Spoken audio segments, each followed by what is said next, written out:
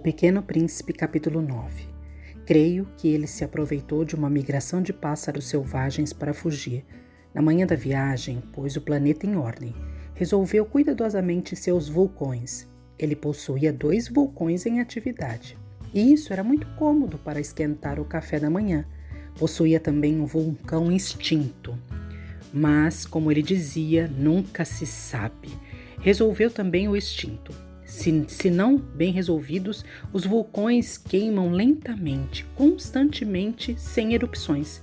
As erupções vulcânicas são como fagulhas de lareira. Aqui na Terra somos muito pequenos para resolver os vulcões. Por isso é que eles nos causam tanto dano.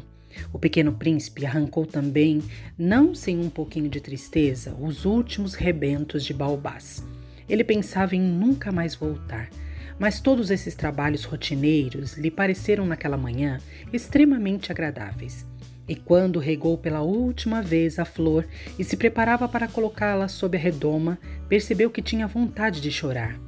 "Adeus", disse ele à flor, mas a flor não respondeu. "Adeus", repetiu ele. A flor tossiu, mas não era por causa do resfriado. "Eu fui uma tola", disse finalmente. "Peço-te perdão. Procura ser feliz." A ausência de censuras o surpreendeu. Ficou parado, completamente sem jeito, com a redoma nas mãos.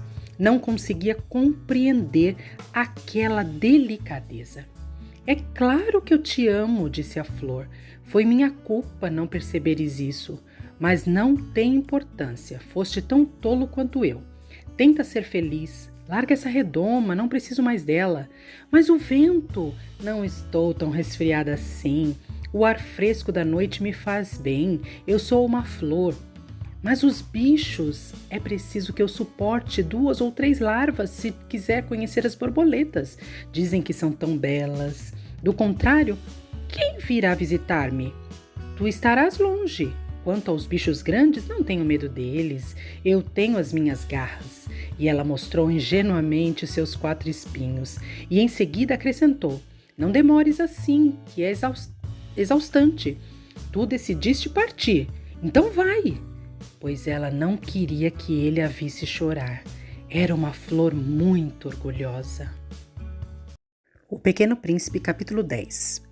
Ele se achava na região dos asteroides 325, 326, 327, 328, 329 e 330.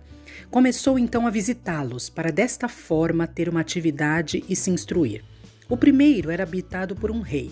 O rei sentava-se vestido de púrpura e arminho, num trono muito simples, embora majestoso. "Ah, eis um súdito!" exclamou o rei ao ver o visitante. E o príncipezinho perguntou a si mesmo: "Como ele pode reconhecer-me se jamais me viu?" Ele não sabia que, para os reis, o mundo é muito mais simples. Todos os homens são súditos. "Aproxima-te para que eu te veja melhor", disse o rei, todo orgulhoso de poder ser rei para alguém. O Pequeno Príncipe olhou em volta para achar onde sentar-se. Mas o planeta estava todo ocupado pelo magnífico manto de arminho. Ficou então em pé, mas como estava cansado, bocejou. "É contra a etiqueta bocejar na frente do rei", disse o monarca. "Eu o proíbo." "Não posso evitar", disse o príncipezinho sem jeito. "Fiz uma longa viagem e não dormi ainda." "Então", disse o rei, "eu te ordeno que bocejes." "Há anos que não vejo ninguém bocejar. Os bocejos são uma raridade para mim." "Vamos, boceja, é uma ordem." "Isso me intimida, assim eu não consigo", disse o Pequeno Príncipe, enrubescido. Respondeu o rei. "Então eu te ordeno, ora bocejares e ora..." Ele gaguejava um pouco e parecia envergonhado, porque o rei fazia questão que sua autoridade fosse respeitada. Não tolerava desobediência. Era um monarca absoluto. Mas, como era muito bom, dava ordens razoáveis. Se eu ordenasse, costumava dizer que um general se transformasse numa gaivota e o general não me obedecesse, a culpa não seria do general, seria minha. "Posso sentar-me?" perguntou timidamente o príncipezinho. "Eu te ordeno que te sentes", respondeu-lhe o rei, que puxou majestosamente um pedaço do manto de arminho. Mas o Pequeno Príncipe estava espantado. O planeta era minúsculo. Sobre quem reinaria o rei? Majestade, eu vos peço perdão por ousar interrogar-vos. Eu te ordeno que me interrogues, apressou o rei a dizer. Majestade, sobre quem reinas? Sobre tudo, respondeu o rei com uma grande simplicidade. Sobre tudo? O rei, com um gesto simples, indicou seu planeta, outros planetas e também as estrelas. Sobre tudo isso? Sobre tudo isso, respondeu o rei. Pois ele não era apenas um monarca absoluto, era também um monarca universal. E as estrelas vos obedecem? Sem dúvida, disse o rei. Obedecem prontamente. Eu não tolero indisciplina. Tanto poder maravilhou o pequeno príncipe. Se ele fosse detentor desse poder, teria podido assistir não a 44, mas a 72, ou mesmo a 100, ou mesmo a 200 pôres do sol no mesmo dia, sem precisar nem mesmo afastar a cadeira. E como se sentisse um pouco triste ao pensar no seu pequeno planeta abandonado, ousou solicitar ao rei uma graça. Eu desejava ver um pôr do sol. Fazei-me esse favor, ordenai ao sol que se ponha.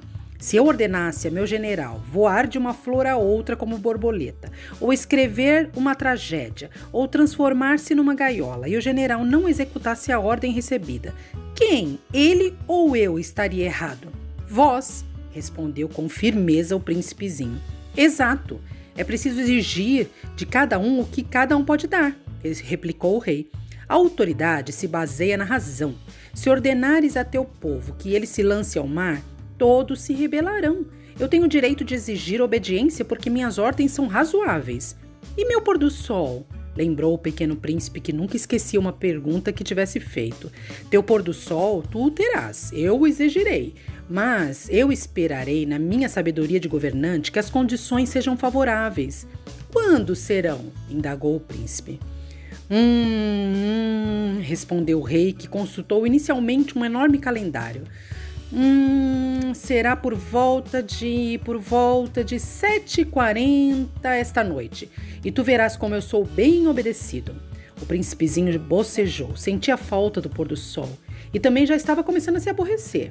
Não quero mais nada e não tenho nada o que fazer aqui, disse ao rei. Vou prosseguir minha viagem. Não partas, retrucou o rei, que estava orgulhoso de ter um súdito. Não partas, eu te faço ministro. Ministro de quê? Da justiça. Mas não há ninguém para julgar. Nunca se sabe, disse o rei. Ainda não viu todo o meu reino, estou muito velho, não tenho espaço para uma carruagem e andar cansa-me muito. Oh, mas eu já vi, disse o pequeno príncipe, que se inclinou para dar uma olhadela no outro lado do planeta. Não consigo ver ninguém. Tu julgarás a ti mesmo, respondeu-lhe o rei. É o mais difícil. É bem mais difícil julgar a si mesmo do que julgar os outros. Se consegues fazer um bom julgamento de ti, és um verdadeiro sábio. Mas eu posso julgar a mim mesmo em outro lugar, replicou o príncipezinho. Não preciso ficar aqui. Ah, disse o rei, eu tenho quase certeza de que há um velho rato no meu planeta. Eu o escuto à noite, tu poderás julgar esse rato. Tu o condenarás à morte de vez em quando, assim a vida dele dependerá da tua justiça. Mas tu o perdoarás sempre para poupá-lo, pois só temos um. Eu, respondeu o pequeno príncipe, eu não gosto de condenar à morte e acho que vou embora. Não, disse o rei, mas o príncipezinho, tendo terminado os preparativos, não quis afligir o velho monarca. Se vossa majestade deseja ser prontamente obedecido, poderá dar-me uma ordem razoável. Poderia ordenar-me, por exemplo, que partisse em menos de 1 minuto. Parece-me que as condições são favoráveis. Como o rei não disse nada, o príncipe hesitou um pouco e depois suspirou e partiu. Eu te faço meu embaixador, apressou o rei em gritar. Tinha um ar de grande autoridade. As pessoas grandes são muito esquisitas, pensava o pequeno príncipe durante a viagem. O Pequeno Príncipe, capítulo 11. O segundo planeta era habitado por um vaidoso.